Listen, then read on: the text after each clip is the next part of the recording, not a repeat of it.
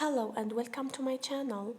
If this is the first time you are watching my video, please subscribe and don't forget to click on the bell icon to get new video updates. This face mask is suitable for all skin types and especially sensitive skin. It helps cleanse, exfoliate gently, glowing and moisturize your skin.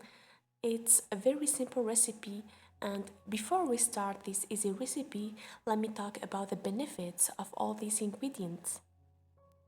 Oats has anti-inflammatory effects and cleanses thoroughly, helps moisturize, lightens scars and also dark spots, repairs the skin barrier, provides anti-aging benefits, neutralizes free radicals, prevents sun damage, naturally works to exfoliate dead skin cells, soothes irritations and sunburn, calms down itching, stress due to sun, acts as a gentle exfoliator, helps nourish the skin, relieves itching and redness, prevents and treats acne, has antioxidants, helps maintain the skin barrier, soothes symptoms of psoriasis and atopic dermatitis,